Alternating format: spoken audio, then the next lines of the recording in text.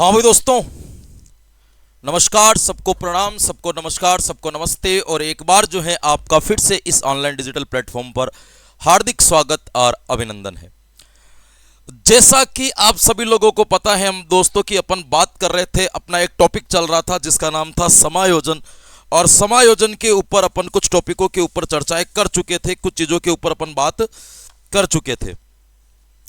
आज की क्लास के अंतर्गत हम उनसे आगे जो है पढ़ने वाले हैं, या उससे आगे जो है दोस्तों अपन बात करने वाले हैं कि समायोजन को कैसे आगे बढ़ाएं। कई बार अपन ने क्लास के अंतर्गत ये पढ़ा था कि कुसमायोजन के अंतर्गत कुसमायोजन किसे कहते हैं, कैसे हमारे अंदर कुसमायोजन आता है और किस तरीके से जो है हम जो है कुसमायोजित हो जाते हैं। कारण, प्रभाव वगैरह सारी चीज़ों को अपन ने डिटेल से जानने का प्रयास किया था। और आज की क्लास के अंतर्गत अपन क्या बात करने वाले हैं, तो आज की क्लास के अंतर्गत अपन बात करेंगे, कई बार जो अपन ने कारण पढ़े थे कुसमायोजन के, उस वक्त मैंने आपको कुछ कारण बता करके छोड़ दिया था। और एक तनाव वाला टॉपिक मैंने ज़रूर आपको पढ़ा दिया था कि तनाव किसे कहते हैं, तनाव किस तरीके से हमारे जीवन में आता है, कैसे उसके दुष्परिणाम हमें भुगतने होते हैं और कैसे तनाव से बचा जा सकता है, ये आपको ध्यान रखना है।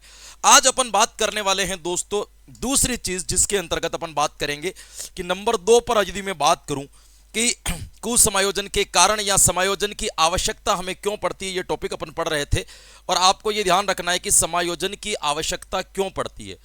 समायोजन की आवश्यकता, समायोजन की आवश्यकता क्यों हमें समायोजन की जरूरत पड़ती है, इस चीज के ऊपर अपन बात कर रहे थे। और समायोजन की आवश्यकता के अंतर्गत मैंने आपको कुछ चीजें बताई थी। समायोजन की जरूरत होती है तनाव को कम करने के लिए, समायोजन की आवश्यकता होती है अवसाद को कम करने के लिए, समायोजन की आवश्यकता होती है दबाव को कम करने के लिए, समायोजन की आवश्यकता होती है हमारे जीवन में चल रही दुश्चिंताओं को कम करने के लिए, समायोजन की आवश्यकता होती है हमें बगनाशा से बचने के लिए, और समायोजन की आवश्यकता होती है हमें द्वंद्व को दूर करने के लिए। ये आपको क्या रखना है, ध्यान रखना है।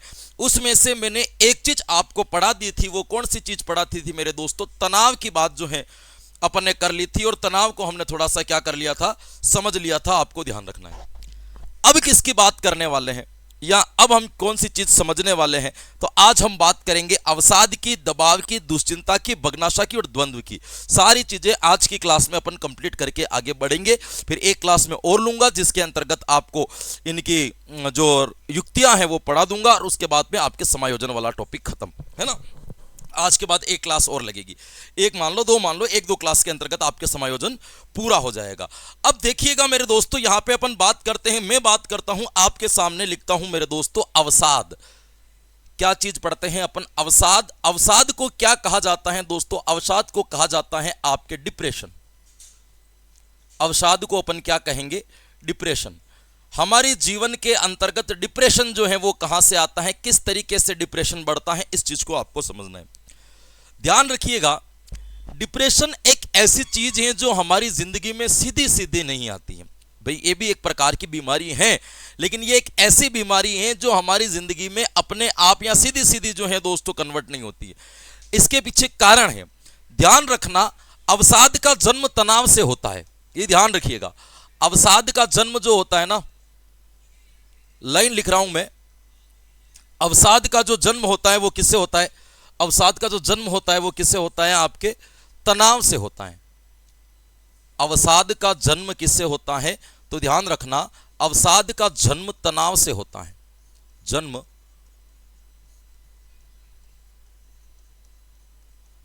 तनाव से होता है। यदि हमारे जीवन में तनाव चल रहे हैं तो इसका मतलब डिप्रेशन आएगा। ध्यान रखिएगा, हमारे जीवन में क्या होता है, देखिएगा, पहले हमारे जीवन में क्या होता है, एक छोटा तनाव आएगा। तनाव यदि अपन नहीं हैंडल कर पाए तो और तनाव आएगा, तनाव और हैंडल नहीं हुआ तो और हमारे जीवन में क्या आएगा, तनाव तनाव तनाव, ऐसे बढ़ते जाएंगे और आगे जाकर के ये एक जाल बन जाएगा। और वो जाल किसका रूप ले लेगा मेरे दोस्तों, अवसाद, जिसको आप एंजाइटी कहते हो, डिप्रेशन का रूप ले लेगा। आपको ये ध्यान रखना है। तो डिप्रेशन हमेशा एक साथ नहीं आता, धीरे धीरे धीरे आता है ना, समझना पड़ेगा। तो आप कभी कभी हम लोग ये कहते ना कि यार डिप्रेशन से बचना है, तो अपन क्या सोचते हैं कि ये काम करो, डिप्रेशन से कैसे बचा जाए ये पढ़ो। अरे डिप्रेशन से बचने की चीज नहीं पढ़नी है मेरे दोस्तों, आपको पढ़ना है कि तनाव से कैसे बचा जाए। जब तनाव ही नहीं है तो डिप्रेशन कहां से आएगा, टेंशन ही ना आने दो तो डिप्रेशन कहां से आएगा। पर आ जाता है, स्वाभाविक जीवन है, ऐसा नहीं है कि हम सब कुछ जान रहे तो हमारे जीवन में डिप्रेशन नहीं आता है, आ जाता है, पर निपटने की ताकत होनी चाहिए, समझने की ताकत होनी चाहिए, उसको दूर किया जाए। मानसिक रूप से अस्वस्थ होना कोई गलत नहीं है, हो सकते हैं, लेकिन समय रहते स्वस्थ होना भी जरूरी है। लाइफ टाइम मानसिक रूप से अस्वस्थ रह करके आप आगे नहीं बढ़ सकते हो। इसके लिए हमारे अंदर डिसीजन लेने का एक पावर होना चाहिए, है ना, किसी चीज को स्वीकार करने का पावर होना चाहिए, किसी चीज को छोड़ने का जो है एक क्षमता हमारे अंदर होनी चाहिए। ये कुछ चीजें हैं जिसके बारे में हमें हल्की फुल्की क्या रखना है, ध्यान रखना है। चलिए, मैंने कहा तनाव तनाव तनाव तनाव मिलकर के किसका रूप लेगा मेरे दोस्तों, अवसाद का रूप लेगा। अब देखिएगा खेल कैसे शुरू होता है। हमें यह ध्यान रखना है कि मेरे दोस्तों, अवसाद के अंतर्गत आप कभी भी चीज के अंतर्गत जाओगे जब भी आपके अंदर डिप्रेशन वगैरह चल रहे होंगे, उस डिप्रेशन के अंदर वो सारे लक्षण तो दिखेंगे जो तनाव के अंदर दिखते हैं, जैसे चिड़चिड़ापन होना, आक्रामकता आना, स्मृति का कम होना, चिंतन स्तर का घट जाना, ये सारी चीजें बढ़ेगी, है ना। लेकिन उसके साथ में यहां पे क्या परिणाम आते हैं समझिएगा। यहां पे सामान्यतः दोहरे परिवर्तन देखने को मिलते हैं। कौन से परिवर्तन देखने को मिलते हैं, यहां पे दोहरे परिवर्तन देखने को मिलते हैं। आप कहोगे सर दोहरे परिवर्तन क्या होते हैं, समझिएगा। जैसे मैं यहां पे एक शब्द लिखता हूं नींद, जैसे मैं एक शब्द लिखता हूं यहां पे भूख, इसको समझिएगा।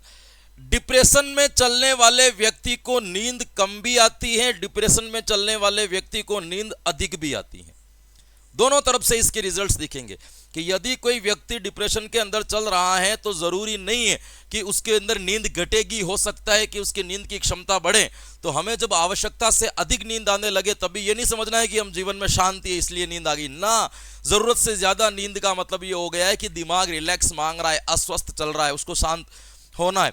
तो कभी कभी ये भी कम नींद का भी यही कारण होता है। भूख, इसके अंदर कुछ लोग ऐसे होते हैं जो डिप्रेशन में चलते हैं उनको भूख कम भी लगती है, और कुछ लोग ऐसे होते हैं जिनको डिप्रेशन में चलते हैं तो भूख की संख्या क्या हो जाती है दोस्तों, बढ़ भी जाती है। दोनों रिजल्ट्स दिखेंगे, भूख कम लग रही है, भूख अधिक लग रही है। दोनों सिम्टम्स में अपन को किसको समझना चाहिए, तो दोनों सिम्टम्स में अपन को समझना चाहिए अवसाद को। और एक चीज और ध्यान रखना, जैसे यहां पे एक व्यक्ति की बात करूं, यहां पे अवसाद में चलने वाला व्यक्ति दुबला भी होता है, अवसाद में चलने वाला व्यक्ति मोटा भी होता है ना। शारीरिक चीजों की यदि मैं बात करूं तो वो अधिकांश ऐसा होता है कि डिप्रेशन में अगर आप चल रहे हो तो हो सकता है शारीरिक रूप से पतले हो जाओ, लेकिन ये भी ध्यान रखना है अवसाद में यदि आप चल रहे हो तो आपका शरीर फूल भी सकता है, आप मोटे भी हो सकते हो। दोनों चीजें यहां पे आपको ध्यान रखनी, जरूरी नहीं है कि व्यक्ति थक रहा है। कभी कभी नहीं कहते कि मोटा व्यक्ति है हेल्दी है तो खाने पीने वाला व्यक्ति आनंद में रहता है, मोटा है, जरूरी नहीं है। डिप्रेशन में चल रहा हो उस वजह से भी मोटा हो गया हो, क्या पता। तो दोनों चीजें यहां पे आपको रिजल्ट्स देखने को मिलते हैं, दोनों तरफा इसके रिजल्ट्स आते हैं, ये आपको ध्यान रखना है। यहां पे आपको इंपॉर्टेंट ध्यान रखना है, वो चीज क्या ध्यान रखनी है, महत्वपूर्ण आपको ध्यान रखना है। डिप्रेशन में चलने वाले व्यक्ति के एक तो व्यक्ति के अंदर भय अधिक आ जाता है, डर आ जाता है, भय अधिक। शरीर जो है ना वाइब्रेट करने लगता है, वाइब्रेशन, शरीर के अंदर वाइब्रेशन बढ़ जाता है। आप तनाव में चलने वाले व्यक्तियों को बोला हाथ ऐसे करो, वो हाथ ऐसे करे, उसकी अंगुली अपने आप ऐसे ऐसे ऐसे दूजने लगेगी, ये डिप्रेशन के संकेत से है ना। एंजाइटी जो बढ़ती है ना वो डिप्रेशन के कारण ही बढ़ती है। तो आपको ये ध्यान रखना है कि बॉडी के अंदर अलग ही वाइब्रेट आता है, उसको एक अलग ही प्रकार का भय, रात को सोया है पता नहीं उसको अजीब सा डर लग रहा है, कुछ भी नहीं हो रहा है आसपास में, फिर भी उसको लग रहा है मैं डर रहा हूं, है ना। ये कभी कभी होता है, आपके साथ में भी ये घटनाएं घटी होगी जब अपन को, है ना, मतलब एक तरीके से आकस्मिक डर जो है हमारे अंदर पैदा हो जाता है, भय, वो जो होता है वो डिप्रेशन के कारण। ये छोटी छोटी चीजें जो हमें ध्यान रखनी होती हैं जीवन के अंतर्गत। बाकी तनाव के जो अपन ने रूल्स पढ़े थे वो सारे के सारे यहां पर भी फॉलो होंगे। तो आपको यहां पे दो तीन बातें ध्यान रखनी है कि अवसाद सीधा सीधा न आकर के तनावों की एक श्रृंखला है जिससे अवसाद उत्पन्न होता है, और अवसाद उत्पन्न होने के कारण व्यक्ति को भय अधिक लगने लगता है और शरीर के अंदर वाइब्रेशन होने लगता है, और इसके प्रभाव दोहरे रूप में आ सकते हैं, है ना। व्यक्ति को भूख ज्यादा भी लग सकती है, कम भी लग सकती है, नींद अधिक भी हो सकती है, नींद कम भी हो सकती है, शरीर पतला भी हो सकता है, मोटा भी हो सकता है, कोई भी परिवर्तन आपको यहां पे देखने को मिल जाएगा। इससे बचने के लिए भी हमें किसकी आवश्यकता होती है, समायोजन की आवश्यकता होती है ना। इससे बचने के लिए भी व्यक्ति को किसकी आवश्यकता होती है, एडजस्टमेंट करने की आवश्यकता होती है। तो दो चीज हमने पढ़ ली, एक तनाव, एक क्या पढ़ लिया, अवसाद। इसके बाद अपन एक चीज और पढ़ते जिसको कहते हैं दबाव। एक चीज और आती है उसको अपन क्या कहते हैं मेरे दोस्तों, उसको अपन कहते हैं दबाव, या इसको अपन कहते हैं स्ट्रेस। दबाव या इसको क्या कहेंगे, स्ट्रेस। देखिएगा दबाव का मतलब क्या होता है कि किसी के प्रेशर में आकर के कोई क्रिया करना। हम क्रिया तो कर रहे हैं लेकिन क्रिया हम अपनी मर्जी से नहीं कर रहे हैं, बल्कि किसी के द्वारा हमें वो क्रियाएं करवाई जा रही हैं। तो इसको कहते हैं दबाव। जैसे देखिएगा, एक व्यक्ति अपनी इच्छा से पढ़ रहा है और सरकारी नौकरी की तैयारी कर रहा है, स्ट्रेस लेस होकर के पढ़ रहा है। एक व्यक्ति को माता पिता ने बोला है कि तू जयपुर चला जा, तू उदयपुर चला जा, तू कोटा चला जा, तू अजमेर चला जा, लेकिन जब तक तेरे नौकरी नहीं लगे तब तक घर मत आना, जितने पैसे चाहिए हमसे मांग लेना, हम भेज देंगे। तो इसका मतलब ये हो गया कि वो व्यक्ति जाएगा, तैयारी भी करेगा, लेकिन तैयारी किस में करेगा? दबाव में करेगा। कोई व्यक्ति सामाजिक दबाव के लिए तैयारी करते कि मेरी नौकरी नहीं लगी तो मेरी सोशल वैल्यूज जो है डाउन हो जाएगी, तो मुझे नौकरी की तैयारी करनी है, तो कुछ लोग इसके साथ में तैयारी करते। कुछ लोग क्या करते कि आपने कुछ क्षेत्र तो ऐसे हैं कि जहां पे सरकारी नौकरी नहीं लगती है तो लड़कों का शादी होना भी मुश्किल हो जाता है, तो वो भी शादी के लिए भी पढ़ाई कर रहे हैं, तो वो भी दबाव में पढ़ाई कर रहे हैं। स्ट्रेस है कि जब हम कभी किसी बाह्य कारण या पर्यावरणीय कारणों को ध्यान में रख करके कोई अपन काम करते हैं, या किसी पर्यावरण कारकों के दबाव में आकर, या किसी पर्यावरण कारकों, पारिवारिक, सामाजिक आदि कारकों को ध्यान में रखते हुए हम कोई क्रिया करते हैं, उस वक्त जो हमारी मानसिक परिस्थिति बनती है उसका नाम क्या है मेरे दोस्तों? दबाव है। और दबाव का सबसे खराब रिजल्ट जो निकलता है वो क्या निकलता है मेरे दोस्तों? अवधान में कमी। प्रभाव, इसका प्रभाव यदि आप देखोगे तो क्या प्रभाव याद रखना है? सबसे इंपॉर्टेंट प्रभाव क्या आ जाता है मेरे दोस्तों? अवधान में कमी। अवधान में कमी का मतलब क्या हो गया? व्यक्ति कंसंट्रेट ही नहीं कर पा रहा है ना, व्यक्ति जो है अपने काम के ऊपर फोकस ही नहीं कर पा रहा है। 5 घंटे का मूड बना करके पढ़ने के लिए बैठा, आधे घंटे में मूड खराब हो गया, वापस किताब से उठ गया, बाहर घूमने के लिए चला गया। इधर क्लास चल रही है, चाय पीने के लिए गया, 15 मिनट तक क्लास में आया नहीं, क्लास बाहर निकल गई। तो ऐसी बहुत सारी चीजें तो कंसंट्रेट ही नहीं कर पा रहे हैं, कभी ये कर रहा है, कभी वो कर रहा है, कभी कुछ कर रहा है। जब हम अपने काम के ऊपर कंसंट्रेट नहीं कर पाते तो आपको ध्यान रखना है कि आपके ऊपर एक स्ट्रेस बना हुआ है, आपके एक ऊपर दबाव बना हुआ है। और हमें ध्यान है कि हर काम जिंदगी में आपको अच्छा या एक उत्तम परिणाम के लिए करना है तो कंसंट्रेट सबसे मूल चीज होती है। अवधान सबसे इंपॉर्टेंट होता है, अवधान होना चाहिए। यदि अवधान नहीं है तो हम उस काम को उतना बेहतरीन तरीके से कभी नहीं कर सकते जिस तरीके से हमें उस काम को पूर्ण करना है, या जिस तरीके से हमें उस काम को करना चाहिए। तो यहां पे आपको ध्यान रखना है। क्या ध्यान रखोगे दोस्तों? वातावरणीय कारकों को ध्यान में रखकर जब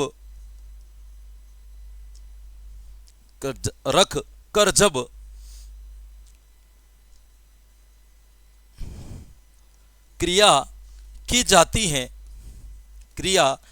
जाती है उस समय बनने वाली मानसिक स्थिति या परिस्थिति दबाव कहलाती है। दबाव कहलाती है, दबाव कहलाती है। ध्यान रखना। एक चीज मैं आपको और बता दूं दोस्तों, जो इसका मुद्दा नहीं है लेकिन जरूरी है कि आपको इस चीज का ध्यान में रहे। आपने देखा होगा कि वर्तमान में आत्महत्याएं जो है स्टूडेंट्स में बहुत ज्यादा बढ़ गई है ना। छोटी छोटी बातों पर बच्चे को मरने का सोचता है, उसको आत्महत्या करनी होती है। कोटा साइड में आप देखते हो कितनी आत्महत्याएं जो है होने लग गई है। तो इस आत्महत्याओं के कारण जो है वो भी एक प्रकार से दबाव है। एक कारण यह भी हो सकता है कि माता पिता बालकों के ऊपर इतना प्रेशर बनाते हैं, इतना दबाव बनाते हैं कि तुम्हें ये करना ही है, और बच्चा जब उस काम को पूर्ण नहीं कर पाता है, निष्पादित नहीं कर पाता है, तो उसको यह लगता है कि मैं माता पिता की नज़रों के अंदर एक कमज़ोर बालक हूँ, मैंने उनको निराशा दी है, मैंने उनको हताशा दी है। वो उस चीज़ से बचने के लिए अपने आप को मार देता है। तो ध्यान रखना, दबाव कोई छोटी चीज़ नहीं है। हर बार देखो, एक पिता एक बच्चे को पढ़ने के लिए भेज रहे हैं तो दोनों तरीके से भेज सकता है। वो अपने बच्चों को ये कहें पैसे चाहिए जो मांग लेना, 1 साल तक घर मत आना, नौकरी लेके ही घर आना, बच्चा दबाव में काम करेगा। एक माता पिता है, कोई बात नहीं, तू जा, तेरे हाथ में क्रिया करना है, तेरे हाथ में पढ़ना है, तू पढ़, टेंशन मत ले। भाई मेहनत तो कर सकता है ना, तू मेहनत कर, नौकरी लगना नहीं लगना अलग बात है, तू अपना पूरा जोर लगा देना, फिर जो होगा जो देखा जाएगा। तो मन लगा करके पढ़, ये भेजा। बात तो एक ही है, पैसे इधर भी देने, पैसे इधर भी देने। लेकिन दूसरी बार में बालक के ऊपर दबाव नहीं बनाया गया, उसको स्वतंत्र छोड़ा गया, तो वो उसकी क्रिया जो होगी वो स्वतंत्र होगी, अनुकूलित क्रिया होगी, अवधान उसका लगेगा। पहली बार में दबाव बनाया गया तो कंसंट्रेट, ये आपको ध्यान रखना है। तो दबाव के कारण अवधान की कमी आती है और अवधान की क्षमता बढ़ाने के लिए हमें समायोजन की जरूरत होती है, क्योंकि लंबे समय तक अपन दबाव में रहेंगे तो मानसिक रूप से अस्वस्थ हो जाएंगे, मेंटली जो है डिस्टर्ब हो जाएंगे। तो ये भी आपको ध्यान रखना, ये दबाव कहलाएगा। तो दबाव का मतलब अन्य कारकों को ध्यान में रख करके जब कोई क्रिया की जाती है तब वो उसको अपन कहते हैं दबाव कहते हैं। और दबाव के कारण किसकी कमी आ जाती है मेरे दोस्तों? तो दबाव के कारण अवधान की कमी आ जाती है, आपको ध्यान रखना है। चलिएगा, एक चीज अपन और पढ़ते हैं इसके साथ में, दुश्चिंताएं। दुश्चिंता क्या होती है?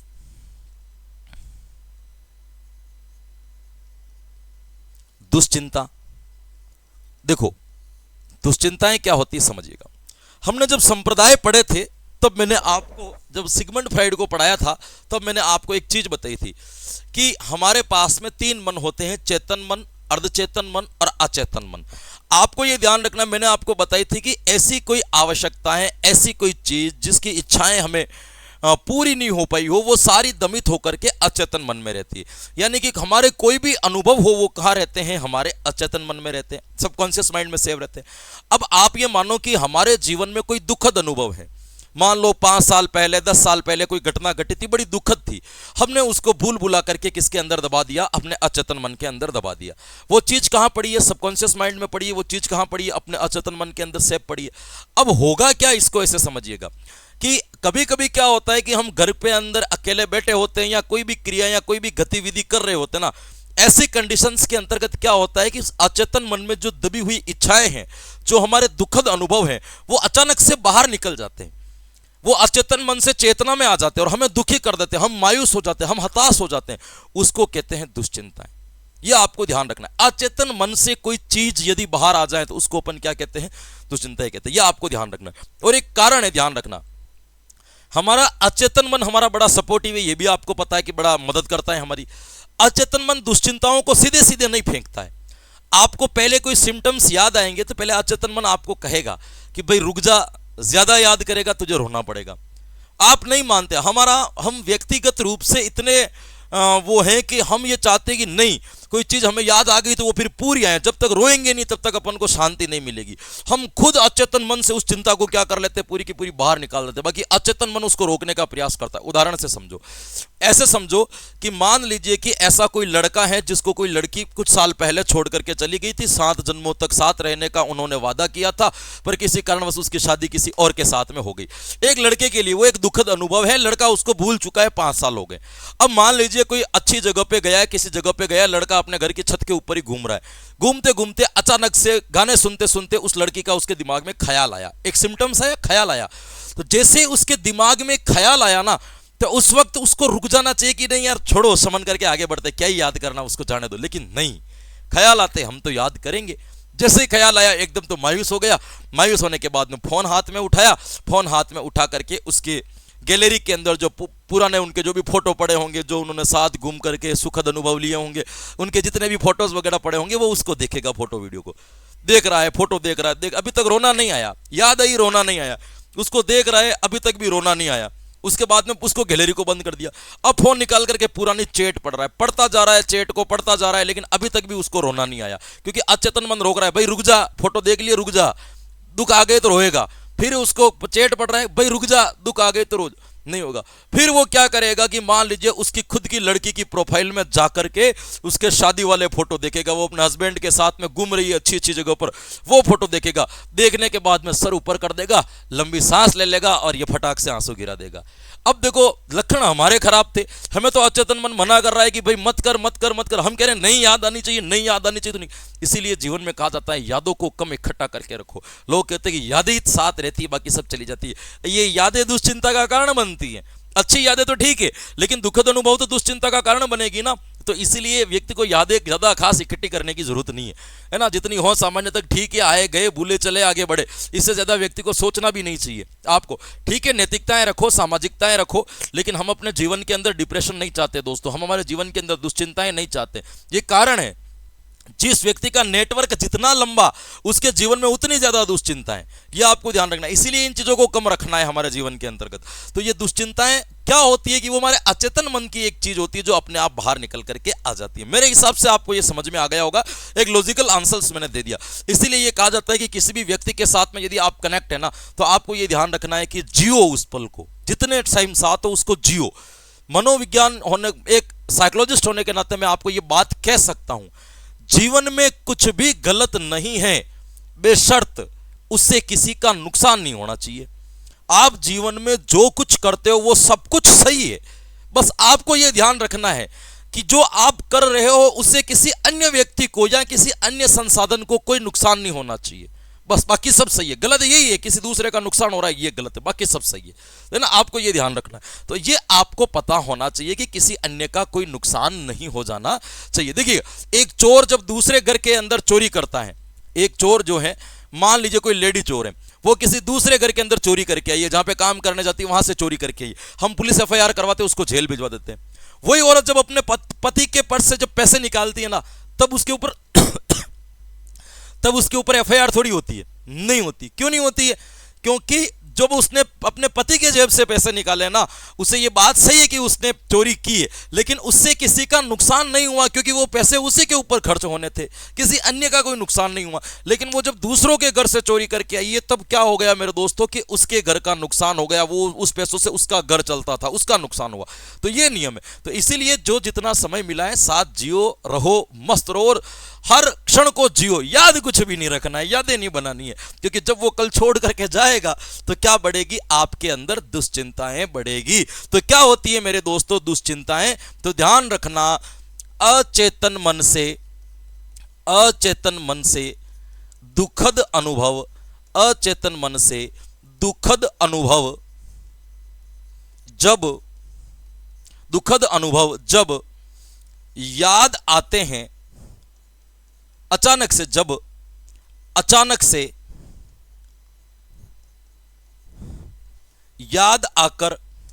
से याद आकर व्यक्ति को दुखी कर देते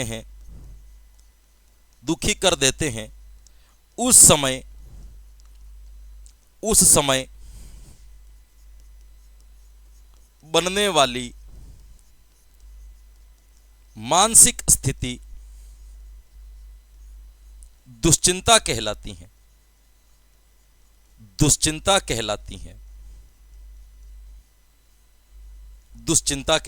क्लियर?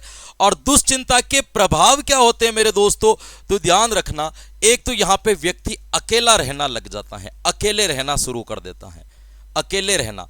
और दूसरा, यहां पे बालक को अच्छी लगती है सहानुभूति, कि कोई व्यक्ति आए और उसके दुख के ऊपर हाथ घुमाए और उसको बोले कि जो है मेरे दुख जो है कम हो गए, तो ये इसको कहलाता है सहानुभूति। तो आपको ये ध्यान रखना है, जीवन में न तो सहानुभूति अच्छी है और न ही जीवन के अंदर अकेलापन अच्छा है। अकेलापन भी एक रोग है। हमें कभी कभी सहानुभूति अच्छी लगती है कि कोई व्यक्ति आए, हमें कहे जीवन में सब कुछ ठीक हो जाएगा, तुम्हें टेंशन लेने की जरूरत नहीं है। ये आपको ध्यान रखना, ये नहीं चाहिए भाई, ये नहीं चाहिए। जिन लोगों को सहानुभूति लेने की आदत पड़ गई हो, वो लोग अपने जीवन में आगे जाने के लिए कभी अच्छी क्रिया कर ही नहीं सकता है। अच्छी क्रिया करने के लिए आपको ये ध्यान रखना, सहानुभूति छोड़नी पड़ेगी। मैं कभी कभी ऐसे सोशल मीडिया के ऊपर ऐसे पढ़ता रहता हूं, तो रील्स वगैरह पढ़ते हैं, तो वहां पे आजकल एक अलग ही ट्रेंड चल रहा है। एक वीडियो आएंगे, वहां पे लिखेंगे साइकोलॉजी के अनुसार आपको पता है ऐसा करने पर ऐसा होता है। वो सारी बातें फर्जी होती है, हर कोई बना करके भेज रहा है ना, रील्स वगैरह है, उनकी क्या ऑथेंटिक है, उनकी क्या प्रमाणिकता है, कुछ भी नहीं है। तो वहां पे एक दिन में पढ़ रहा था, तो किसने लिखा होगा, उसने लिखा था कि आपको पता है, एक लड़की की आवाज आ रही थी, पीछे से लाइनें चल रही थी कि आपको पता है मनोविज्ञान के अनुसार जब किसी लड़के को डिप्रेशन होता है और वो किसी लड़की के कंधे पे सर रख करके सो जाता है, तो 90% से भी ज्यादा उसका डिप्रेशन खत्म हो जाता है, 1% भी नहीं होता, रत्ती भर फर्क नहीं पड़ता। इसको सहानुभूति कहते हैं, डिप्रेशन खत्म होना नहीं कहते। कुछ समय के लिए आपको सहानुभूति मिलेगी, कुछ समय के लिए भूल जाओगे, वापिस वैसे ही होगा। ये आपके टेम्परेरी सॉल्यूशन है, परमानेंट सॉल्यूशन नहीं है। परमानेंट सॉल्यूशन तो हमें खत्म करना पड़ेगा डिप्रेशन का। कौन क्या खत्म कर सकता है? कुछ नहीं होता है, इससे बना दिया जाता है। ये सारे टेम्परेरी सॉल्यूशंस हैं। हमेशा ध्यान रखना कि ऐसी चीजें कभी होती ही नहीं है। समस्या का, हर समस्या का परमानेंटली सॉल्यूशन चाहिए, टेम्परेरी सॉल्यूशन नहीं चाहिए। टेम्परेरी सॉल्यूशन हमेशा घातक बनता है। लोग दुखी में चलते हैं, जीवन में टेंशन वेंशन चल रही है, शराब पी ली, ड्रिंक कर ली, सिगरेट पी ली, ये सारी, इनसे क्या हो जाएगा? आप 1 2 5 मिनट के लिए जब तक उसका नशा है तब तक है, उस नशा उतरने के बाद वापिस। भाई किसी व्यक्ति में से कोई 5 लाख रुपए मांगता है, बार बार तंग कर रहा है, उसका दिमाग खराब हो रहा है, उसने जाकर के घर पे जाके शराब पी ली, रात को बढ़िया नींद आ गई तो डिप्रेशन खत्म हो गया, सुबह उठते ही तो वापस फोन आ रहा है 1 लाख 5 लाख ला, तो वापस बढ़ रहा है। ऐसा नहीं, समस्या तो तभी खत्म होगी जब हम उसको 5 लाख रुपए दे देंगे। सेम कंडीशंस जो है आपके चलती रहती है। तो ये आपको ये ध्यान रखना है कि सहानुभूति जीवन में किसी की नहीं है। कोई व्यक्ति आपके पास में आए और सहानुभूति दिखाए, उससे दूर रहे। सहानुभूति नहीं, सांत्वना चाहिए ही नहीं हमें। ऐसे व्यक्ति ढूंढो जो सच बताएं कि कुछ नहीं हुआ है। जब रीट का रिजल्ट आया था ना कई बार, तो जिन बच्चों का सिलेक्शन नहीं हुआ था उनके लिए मैंने भी एक वीडियो बनाया था। बाकी सारे टीचर्स ये कह रहे थे कि जिनका सिलेक्शन हो गया उनको बधाई, और जिनका नहीं हुआ है उनको हमारी तरफ से हम क्या कह सकते हैं कि दुख नहीं रहो, जीवन में सफलताएं नहीं मिलती, ये नहीं मिलती है ना, बार बार प्रयास करने पड़ते हैं, झूठे मोटिवेशन नहीं चाहिए। आप मेरा वीडियो देखना, जब मैंने वीडियो बनाया था मैंने यही कहा था कि ऐसा क्या खो गया है जो तुम रो रहे हो? एक नौकरी तो नहीं मिली तो क्या जीवन का सब कुछ खत्म हो जाता है? और क्या सांत्वना दी जाए तुम्हें? एक प्रयास किया था, एक सफलता नहीं मिली, अब इसमें दुख क्या हो गया मुझे ये बताओ? वापस करना, वापस मिल जाएगी, इसमें सांत्वना की कहां जरूरत है? नहीं दिया। सच बताया जाए कि तुम्हारी मेहनत कमजोर थी, इस चीज को स्वीकार करो, रणनीति कमजोर थी, इस चीज को स्वीकार करो, आप सफलता के लिए सही प्रयास नहीं कर पाए थे, इस चीज को आप स्वीकार करो, फिर आप आगे बढ़ो। ये सत्यता है। सांत्वना क्या? अरे कोई नहीं बेटा, रोना नहीं, मस्त रहे, अगली बार में हो जाएगा। क्या मस्त रहे? सीधा मुंह पे बोलो, पढ़ाई तो तेरी कमजोर थी, इस बार बढ़िया करना हो जाएगा। भाई जो कमी रही है उसको दूर करो, अपने आप सफलताएं मिलेगी। सांत्वना जिंदगी में कभी न तो लेनी है, न किसी व्यक्ति को सांत्वना देनी है। सहानुभूति से हमेशा दूर हो, बड़ा खतरनाक चीज है ये, है ना। ये हो गई आपके। अच्छा, एक चीज मैं आपको और पढ़ाना चाहूंगा मेरे दोस्तों, बगनाशा। एक चीज मैं आपको और पढ़ाना चाहूंगा, उसको अपन क्या कहते हैं मेरे दोस्तों? बगनाशा। बगनाशा क्या चीज होती है समझिएगा। कभी कभी हमें एक पूरा विश्वास होता है, कभी कभी हमें एक पूरी की पूरी आशा होती है कि हम इस लक्ष्य को प्राप्त कर लेंगे, और किसी कारणवश हम उस लक्ष्य को प्राप्त नहीं कर पाते हैं। उस वक्त जो हमारी मानसिक स्थिति बनती है उसे हम कहते हैं बगनाशा। भाई हमें पूरा पता है ये नौकरी हमें मिल जाएगी, हमने भरपूर प्रयास किए और ये नौकरी हमें नहीं मिल पाई, उस वक्त जो अपनी मानसिक स्थिति बनेगी ना, उसका नाम है बगनाशा। हमें ये शख्स मेरा है, ये मुझे छोड़ करके कभी नहीं जा सकता, फिर वो आपको नहीं मिला ना, उस वक्त जो आपकी स्थिति बनेगी वो क्या होगी? बगनाशा। ये चीज मेरी है, इसको मैं प्राप्त करके रहूंगा या प्राप्त करके रहूंगी, वो आपको नहीं मिली, और उस वक्त जो आपकी मानसिक स्थिति बनती है ना, उसका नाम क्या है मेरे दोस्तों? बगनाशा। और जब जब बगनाशा आती है, व्यक्ति के अंदर एक ही रोग आ जाता है, और उस रोग का नाम है कुंठा। प्रभाव क्या होगा? व्यक्ति कुंठित हो जाता है, व्यक्ति कुंठित। इसके कारण जो रोग आता है वो कौन सा आता है मेरे दोस्तों? कुंठा। कुंठा का मतलब व्यक्ति अंदर ही अंदर घबराने लगता है, अपने आप को हारा हुआ महसूस करता है, अपने आप को हताश महसूस करता है ना। उसको ये लगता है कि मैं जीवन में वास्तविकता में कुछ प्राप्त नहीं कर पा रहा हूं, मेरा सब कुछ खत्म हो गया है, मेरे पास में अब कुछ नहीं बचा है। इस प्रकार के जो विचार आते हैं उसको कहा जाता है कुंठा। व्यक्ति कुंठित यहां पर रहने लगता है। भाई किसी व्यक्ति को भरोसा है कि ये चीज मेरी है और मैं इसको प्राप्त करके रहूंगा, और वो उसको प्राप्त नहीं कर पा रहे हैं, तो क्या आएगी उसके अंदर? बगनाशा। और बगनाशा से कौन सा रोग हुआ? कुंठा। अंदर ही अंदर घबराएगा, न किसी को, बड़ा घातक होता है। ध्यान रखना, कुंठित होने का मतलब क्या है? कुंठित होने का मतलब है पागलपन का प्रारंभिक स्तर। ये कल पत्थर भी फेंकेगा। पागलपन का प्रारंभिक स्तर। पागलपन का कौन सा स्तर कहलाएगा मेरे दोस्तों? प्रारंभिक स्तर। ये पागलपन की शुरुआत है, ये कल इसकी हालत और भी खराब होगी कुंठित व्यक्तियों के साथ में। इसीलिए आपको ध्यान रखना है कि किसी भी व्यक्ति के साथ में रिश्ते जोड़े जाएं तो उसे टारगेट न बनाया जाए, है ना। किसी भी व्यक्ति के साथ में आपका अच्छा रिश्ता जुड़ा है तो कभी ये मत सोचना कि मैं इसको प्राप्त कर ही लूं, क्योंकि अगर नहीं कर पाए तो बगनाशा आएगी, कुंठित हो जाओगे, पागलपन की शुरुआत हो जाएगी, भविष्य में जाकर के सड़कों के ऊपर पत्थर फेंकोगे, क्या मतलब निकलेगा उस चीज का? कोई अर्थ नहीं है। इसीलिए एक खास बात कही जाती है कि रिश्ता जोड़ते समय एक कंसेप्ट क्लियर रखना है कि इसको प्राप्त करना है कि इसके साथ में जीना है। जीना है तो जब तक साथ में चले तब तक चले, उसके बाद में सबके अपने अपने रास्ते हैं, वो अपने रास्ते जाए, हम अपने रास्ते जाए, कौन मिला सकता है? प्रकृति ने जितना समय दिया है उतना समय हम साथ रहेंगे। एक होता है कि नहीं, इसको तो लाइफ टाइम के लिए हम साथ में ही रखेंगे, रहेंगे, इसको हम प्राप्त करके रहेंगे, वो नहीं मिलेगी तो भग्नाशा आएगी आएगी। तो इसीलिए किसी भी रिश्ते को इसलिए नहीं जोड़ा जाए कि मुझे इसको प्राप्त करना है, इसलिए जोड़ा जाए कि साथ जीना है, जितना टाइम रहा उतना बढ़िया। उसके बाद में कौन किसकी लाइफ में कितने समय तक रहता है, हर व्यक्ति का एक किरदार है, एक भूमिका है, वो अपने समय के लिए आता है, अपना किरदार निभाता है और चला जाता है, तो उस व्यक्ति का भी वो रहेगा और चला जाएगा। तो भग्नाशा से बचने का एक तरीका है कि आप इसका ध्यान रखें कि कैसे रिश्ता जोड़ा जाए, कैसे रिश्ता नहीं जोड़ा जाए, ये ध्यान रखना, जो कि कुंठित हो जाओगे। तो आप ये दोनों की भग्नाशा का मतलब क्या होता है तो क्या बताओगे, यहां पे लिखोगे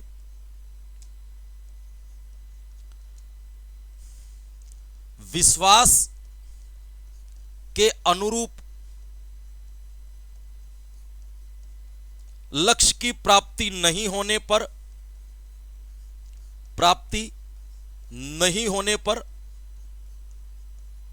नहीं होने पर, लक्ष्य की प्राप्ति नहीं होने पर बनने वाली मानसिक परिस्थिति या मानसिक स्थिति भग्नाशा कहलाती है, भग्नाशा कहलाती है। क्लियर?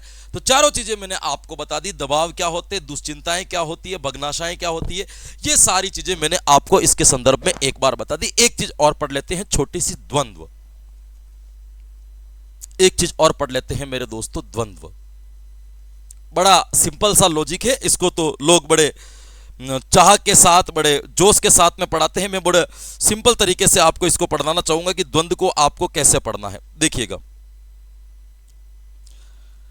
यहां पे क्या होता है कि द्वंद्व का मतलब होता है कि कभी कभी हमारी जिंदगी में दो परिस्थितियां ऐसी आ जाती हैं, उन दो परिस्थितियों में से किसी एक परिस्थिति का चुनाव करना हमारे लिए जरूरी हो जाता है, उस एक परिस्थिति को चुनना हमारे लिए जरूरी हो जाता है। तो उस वक्त जो हमारी मानसिक स्थिति बनती है ना, उसे हम क्या कहते हैं, द्वंद्व कहते हैं। कि द्वंद्व का मतलब किसी दो परिस्थितियों में से एक का चयन करना है और हम चयन नहीं कर पा रहे, उस वक्त जो हमारी मानसिक स्थिति बनती है उसको क्या कहा जाता है, आपके द्वंद्व कहा जाता है। सामान्यतः द्वंद्व जो होते हैं वो तीन प्रकार के बताए गए। कितने प्रकार के बताए गए? तीन। पहले मैं द्वंद्व की परिभाषा लिख देता हूं ताकि आपको समझ में आ जाए। जब दो परिस्थिति में से एक का चयन करना हो, उस समय बनने वाली मानसिक परिस्थिति द्वंद्व कहलाती है, द्वंद्व कहलाती है। देखिएगा, अब द्वंद्व जो बनते हैं वो कितने होते हैं मेरे दोस्तों? द्वंद्व के प्रकार जो होते हैं वो तीन होते हैं। तीन प्रकार से द्वंद्व बन सकते हैं। द्वंद्व के प्रकार की बात करें तो द्वंद्व कितने प्रकार का होता है मेरे दोस्तों? तीन प्रकार का होता है। कौन कौन सा होता है तो समझिएगा। एक आपके द्वंद्व होता है, उसको कहा जाता है उपागम उपागम द्वंद्व, उपागम उपागम द्वंद्व। एक होता है उसको कहा जाता है आपके परिहार परिहार द्वंद्व, और एक को कहा जाता है आपके उपागम परिहार द्वंद्व, उपागम परिहार द्वंद्व। द्वंद्व जो होते हैं वो कितने प्रकार के बनते हैं? तो द्वंद्व आपके जीवन में तीन प्रकार से बनेंगे। देखिएगा, सबसे पहले अपन पढ़ते हैं कि उपागम उपागम द्वंद्व का मतलब क्या होता है। इसको आपको क्या करना है दोस्तों, ध्यान रखना है। जैसे मैं बात करूं दोस्तों, उपागम उपागम अंतर्द्वंद की बात की जाए कि क्या होता है, तो इसमें देखिएगा, इसमें मान लीजिए ये व्यक्ति है, इस व्यक्ति के सामने दो कंडीशंस हैं, दो इसके सामने गोल है, दो इसके सामने क्या है, लक्ष्य है। दो इसके सामने लक्ष्य, और दो लक्ष्य में से किसी एक को इस व्यक्ति को क्या करना है, चयन करना है। ये भी एक लक्ष्य और एक भी एक लक्ष्य, इसको चयन करना है। लेकिन खास बात क्या है, ये दोनों उसके लिए अच्छे होते हैं, दोनों उसके लिए धनात्मक होते हैं। यानी कि ये भी उसके लिए कौन सा है, आपके धनात्मक यानी उपयोगी है, और ये भी इसके लिए कौन सा है मेरे दोस्तों, धनात्मक है। यानी कि ऐसी दो परिस्थितियां जो दोस्तों दोनों खास हैं और दोनों में से एक का चयन करना है, उस वक्त अपनी स्थिति बनेगी, उसको अपन कहेंगे उपागम उपागम। जैसे किसी बच्चे ने दो एग्जाम में फॉर्म भर रखा है, रीट में भी भर रखा है, पटवारी में भी भर रखा है। अब मान लो दोनों एग्जाम एक ही दिन मिल जाते हैं। अब उसके दिमाग में जो द्वंद्व बनेगा वो कौन सा बनेगा? उपागम उपागम, क्योंकि पटवारी भी जरूरी है, रीट भी जरूरी है। अब इन दोनों में से एक का चयन करना है, किस आधार पर करें?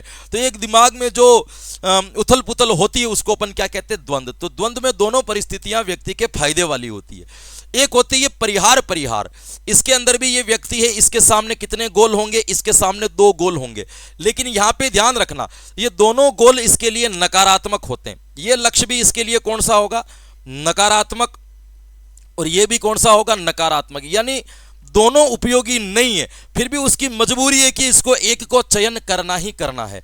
घर वाले ने आपको 2 लड़कियों के फोटो ला करके दे दिए, ये 2 लड़कियां हैं, इन 2 में से तुझे एक को शादी करनी है, तू देख ले किसको पसंद कर रहा है। अब आपको मान लो दोनों ही पसंद नहीं आ रही है, फिर भी मजबूरी है कि एक को तो पसंद करना ही पड़ेगा। वो कहलाता है, वो आपने कहावत सुनी होगी, इधर खाई इधर कुआं, दोनों तरफ मरना है, पर आप देख लो इधर भी मरोगे इधर भी मरोगे। अब किस साइड में कूदो? जहां पे बिना चोट आए या आसानी से मौत आ जाए उधर कूद जाओ। ये नकारात्मक द्वंद्व कहलाता है। दोनों परिस्थितियां नकारात्मक होती है, उसको अपन कहते हैं। अब उपागम परिहार में क्या होता है दोस्तों? उपागम परिहार के अंतर्गत क्या होता है कि ये व्यक्ति है, इसके एक व्यक्ति है, इसके सामने क्या बनेगी? 2 परिस्थितियां बनेगी, इधर भी एक गोल होगा, इधर भी एक गोल होगा। अब लोग ये कहते हैं कि इसका एक प्लस होगा और एक क्या होगा? माइनस, मतलब एक अच्छी होगी और एक बुरी होगी। एक परिस्थिति अच्छी होगी उसके लिए और दूसरी परिस्थिति क्या होगी? बुरी होगी। मुझे एक चीज बताओ, एक अच्छा है और एक बुरा है, तो आप उसमें से अच्छे को ही चयन करोगे, बुरा का चयन क्यों करोगे? ऐसा द्वंद्व नहीं बनता है। देखिएगा, उपागम परिहार द्वंद्व 2 प्रकार के होते हैं। कितने प्रकार के होते हैं दोस्तों? 2 प्रकार के होते हैं। पहला जो आपके उपागम परिहार द्वंद्व जो होता है उसको कहा जाता है दोहरा उपागम परिहार। तो समझिएगा, ये वापस कितने भाग में आता है? आपके 2 भाग में आता है। उपागम जो है वो किसके कितने भाग होते हैं? इसके वापस 2 होते हैं। पहला जो होता है उसको क्या कहा जाएगा? उसको कहा जाएगा दोहरा उपागम परिहार। दोहरा उपागम परिहार द्वंद्व। इसके अंदर क्या होता है समझिएगा, इसके अंदर 2 परिस्थितियां होती है। ये गोल है, इस गोल के सामने 2 परिस्थितियां होगी। ये व्यक्ति है, इसके सामने 2 परिस्थितियां हैं। ये इसका एक गोल है, ये इसका एक गोल है। इसमें क्या होगा? इस गोल के अंदर एक अच्छाई भी होगी और एक बुराई भी होगी। मतलब एक गुण इसके अंदर धनात्मक भी है और एक गुण इसके अंदर नकारात्मक भी है। इस परिस्थिति में भी क्या होगा? एक गुण अच्छा होगा और एक गुण क्या होगा? आपके बुरा होगा। जैसे देखिएगा, एक व्यक्ति को अपनी पत्नी और मां में से चुनना है, तो वो क्या सोचेगा? मां ने मुझे जन्म दिया है ना, तो मां की सेवा करना मेरा फर्ज है, ये धनात्मक है। लेकिन मां में एक माइनस पॉइंट है, बहू को डांटती बोलते तो वो भी कैसे रहेगी, वो भी किसकी जिम्मेदारी है? तो एक अच्छाई है एक बुराई है। बहू के लिए बोले, बहू ये मां के सामने बोलती है, गलत बात है ना, उसको मां की इज्जत करनी चाहिए, नकारात्मक है। सकारात्मक है, यार ये जीवन भर साथ चलेगी, ये छोड़ करके चली गई तो साथ में कौन रहेगा, ये सकारात्मक है। मतलब दोनों गोल के अंदर एक चीज अच्छी भी है और एक चीज क्या है? बुरी भी है। अब इनमें तो क्या हो रहा है कि सीधा सीधा है, दोनों अच्छे हैं दोनों बुरे हैं। इसमें क्या हो रहा है कि एक गुण अच्छा है एक बुरा है, एक अच्छा और एक बुरा है। अब इनमें से जब हमें चयन करना पड़ता है ना, तो वो कहलाता है दोहरा उपागम परिहार द्वंद्व। तो आपको यह ध्यान रखना है, किसको कहा जाएगा? एक आता है आपके बहु उपागम परिहार द्वंद्व। दूसरा इसका जो प्रकार आता है उसको क्या कहा जाता है? बहु उपागम परिहार द्वंद्व। इसमें क्या होता है समझिएगा, इसके अंदर ये एक व्यक्ति है, इसके सामने बहुत सारे गोल होते हैं, 4-5 गोल आ गए, बहुत सारे गोल होते हैं, अलग अलग लक्ष्य हैं जिनके प्रति उसको क्रियाएं करनी है। अब प्रत्येक गोल के अंदर एक अच्छी बात एक बुरी बात, एक अच्छी बात एक बुरी बात, एक अच्छी बात एक बुरी बात, एक अच्छी बात एक, इसको कहते हैं उपागम बहु उपागम परिहार द्वंद्व। ये जब व्यक्ति के सामने बहुत सारी परिस्थितियां आ जाएं और उसमें से एक परिस्थिति को चयन करना है, और जितनी भी परिस्थिति आई है उसमें से प्रत्येक परिस्थिति में कुछ गुण अच्छे हैं तो कुछ गुण क्या है? बुरे हैं। ये उपागम परिहार कहलाएगा। उपागम परिहार को आपको सीधे सीधे ऐसे गरीबों की तरह याद नहीं रखना है कि एक अच्छा और एक बुरा। अच्छा है तो अपन अच्छे को चुनेंगे, बुरे को क्यों चुनेंगे, ये कैसा द्वंद्व हुआ? तो ध्यान रखना, ये 2 प्रकार के होते, दोहरा और परिहार द्वंद्व। क्लियर? वापिस समझा रहा हूं, देखिए समझिएगा। द्वंद्व के प्रकार पड़े, द्वंद्व 3 प्रकार के होते हैं। एक होता है उपागम, उपागम दोनों परिस्थितियां आपके सकारात्मक होती है और किसी एक का आपको चयन करना होता है। परिहार, परिहार में दोनों नकारात्मक होती है और एक का आपको चयन करना पड़ता है। उपागम परिहार 2 प्रकार के होते हैं। एक तो होता है दोहरा उपागम परिहार, जिसमें दोनों परिस्थितियों में एक गुण अच्छा और एक गुण क्या होता है? बुरा होता है। दूसरा होता है बहु उपागम परिहार, जिसके अंदर परिस्थितियां बहुत सारी होती है और हर परिस्थिति में एक गुण अच्छा तो दूसरा गुण भी क्या माना जाएगा? उसका बुरा माना जाएगा। आपको ये इसके अंदर ध्यान रखना है। इसके बाद अपन ने पढ़ा था बगनासा। मैंने कहा किसी लक्ष्य की प्राप्ति न हो पाए उस वक्त जो हमारी मानसिक स्थिति बनेगी उसका नाम क्या होगा, अपना बगनासा होगा। इससे कुंठा रोग होता है जिसको पागलपन की शुरुआत कहते हैं। फिर अपन ने जो पढ़ा था दुश्चिंताएं। अचेतन मन से जब दुखद अनुभव अचानक से बाहर आ जाते और व्यक्ति को दुखी कर देते उसको अपन दुश्चिंताएं कहते हैं। और दुश्चिंताएं से अकेले रहना पसंद है और व्यक्ति को सहानुभूति अच्छी लगती है। दबाव या स्ट्रेस के बारे में अपन ने पढ़ा कि जब हम किसी वातावरणीय या बाह्य घटकों को ध्यान में रख करके कोई क्रियाएं करते हैं उस वक्त जो हमारी मानसिक परिस्थिति बनती है उसको अपन दबाव कहते हैं और दबाव से हमारा अवधान कम हो जाता है, ये आपको ध्यान रखना है। उसके बाद में अपन ने पढ़ा था डिप्रेशन। और डिप्रेशन के बारे में मैंने आपको बताया था कि बहुत सारे तनाव मिलकर के अवसाद का निर्माण करते हैं। इसमें दोहरे परिवर्तन हमको नजर आते हैं और सबसे बड़ी बात कि यहाँ पे हमारा शरीर के अंदर एक वाइब्रेशन, शरीर के अंदर दूजना जो है शुरू हो जाता है, एक तरीका से कंपंपाहट शुरू हो जाती है। और दूसरा, इससे हमें एक प्रकार का क्या लगने लगता है, भय लगने लगता है। और तनाव इससे पहले अपन ने पढ़ लिया था। अब आप बोलो कि क्या चीजें इसमें बाकी रही। तनाव पढ़ लिया, अवसाद पढ़ लिया, दबाव पढ़ लिया, दुश्चिंता पढ़ ली, बगनासा पढ़ ली और द्वंद्व पढ़ लिया। इन सब के कारण हमें क्या करना पड़ता है, समायोजन करना पड़ता है। अब समायोजन की युक्तियां कौन सी है ये अपन पढ़ेंगे अगली क्लास में। तो कैसी लगी क्लास कमेंट करके जरूर बताना कि एनर्जी, जोश वगैरह सब कुछ बढ़िया था और समझ में कैसा आया ये भी बताना, क्योंकि आपके कमेंट्स हमारे लिए मोटिवेशन का काम करते हैं। तो आज की क्लास में जो कुछ भी पढ़ा, सीखा, जाना, समझा, याद किया वो आपके आने वाली प्रतियोगी परीक्षाओं के लिए बड़ा लाभकारी, हितकारी सिद्ध होगा, ऐसी मैं आशा करता हूं, ऐसा मुझे विश्वास है। तो बिल्कुल हंसते रहे, मुस्कुराते रहे, प्रसन्नचित रहे, आनंद में रहे, मजे लेते रहे, लेकिन साथ साथ में अपनी पढ़ाई को जोरों और शोरों से जारी रखें। कल फिर मिलेंगे कुछ नए कंटेंट के साथ में, तब तक के लिए मुझे दीजिए आज्ञा। Thank you so much. Radhe Radhe and जय हिंद।